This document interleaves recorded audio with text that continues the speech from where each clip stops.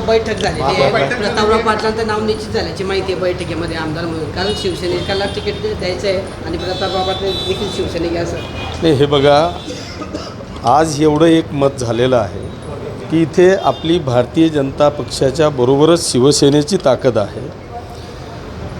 हे सगळं खरं असतानासुद्धा या जळगाव जिल्ह्यातल्या दोघंही लोकसभेचे खासदार हे भारतीय जनता पक्षाचे, विधान परिषदेचा सदस्य भारतीय जनता पक्षाचा आहे, महापौर भारतीय जनता पक्षाचा आहे, स्थायी समितीचा अध्यक्ष भारतीय जनता पक्षाचा आहे. मग बरोबरीची ताकद असताना किमान आम्हाला विधान परिषदेची जागा द्यावी ह्या विषयावर आमचं सगळ्यांचं एकमत झालेलं आहे. आणि याच्यासाठी कुठलीही तडजोड नाही की ही सोडा मग ही आम्हाला द्या, असं न करता जळगाव जिल्ह्यातली विधान परिषदेची जागा ही शिवसेनेला सोडावी याच्यावर आमचं एकमत झालेलं आहे. जर का शिवसेनेला सुटणार नसेल तर आम्हाला मैत्रीपूर्ण लढत लढण्याची परवानगी द्यावी. याच्यासाठी सर्व आमदारांचं शिष्टमंडळ उद्या माननीय आमचे मुख्य नेते आत्ताचे उपमुख्यमंत्री एकनाथ शिंदे साहेबांना भेटण्यासाठी उद्या कुठल्याही परिस्थितीत मुंबईला हजर राहावं अशा पद्धतीचं एकमत झालं. उमेदवाराच्या नावावरती काही खल झालेला आहे का? तुमचे चिरंजीव असतील, मंत्री गुलाबराव पाटलांचे चिरंजीव, दोघांची नावं या ठिकाणी चर्चेत आहेत. सध्या पुढे कोणाचं नाव? एक लक्षात घ्या, जरी उमेदवार सगळे इच्छुक असले तरी उमेदवार निश्चित करण्याचा अधिकार हा शेवटी शिवसेना प्रमुखांचा असतो, पक्षप्रमुखांचा असतो, मुख्य नेत्यांचा असतो. त्याच्यामुळे तो अधिकार हा माननीय एकनाथ शिंदे साहेबांवर सोडलेला आहे.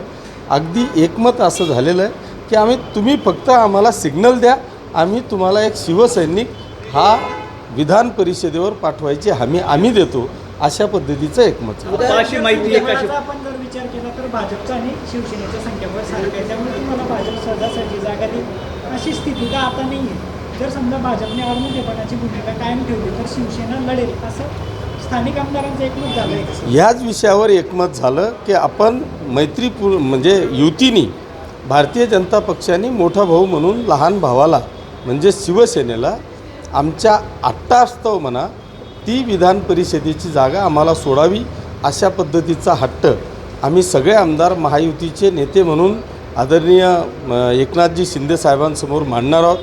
जर महायुतीमध्ये जागा नाही सुटली तर आम्हाला मैत्रीपूर्ण लढतीसाठी आपण परवानगी द्यावी अशा पद्धतीची मागणी आम्ही त्या ठिकाणी करणार आहोत. ती परवानगी दिली तर 100% शिवसेनेचा उमेदवार उभा राहील आणि कुठल्याही परिस्थितीत निवडून येईल अशा पद्धतीचं एकमत आमचं झालं.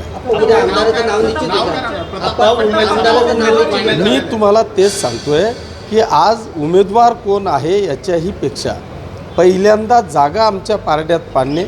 ती जागा जर का एकदा सुटली तर मग सगळे इच्छुक उमेदवार हे आदरणीय एकनाथ शिंदे साहेबांसमोर ते नावं जातील.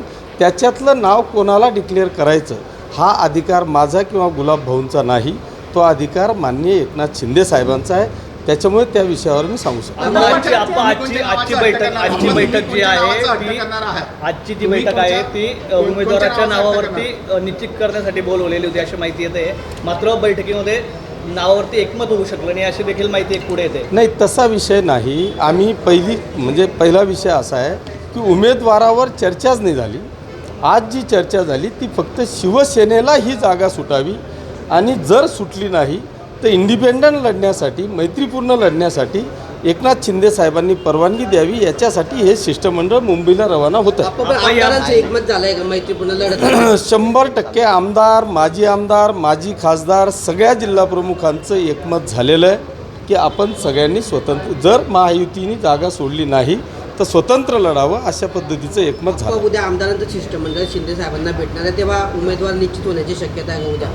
पहिल्यांदा जागा सुटणं महत्त्वाचं आहे आणि मग कदाचित एकनाथ शिंदे साहेब आहेत, ते प्रमुख आहेत, ते आमचे सगळ्यांचे नेते आहेत, कदाचित उद्या ते उमेदवार जाहीरही करू शकतो. उमेदवाराच्या नावासंदर्भात चर्चा होईल का? उमेदवाराच्या नावासंदर्भात सगळ्यात पहिला विषय हा आहे की जागा आम्हाला महायुतीकडून सुटणे, जर नाही सुटली तर स्वतंत्र लढण्यासाठी परवानगी देणे.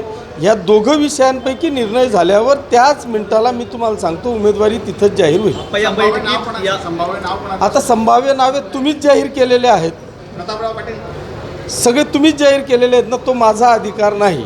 ज्या चर्चा चाललेल्या आहेत त्याच्यातलं कोणीतरी एक होईल. आपण आपण कधी या चालले बैठकीत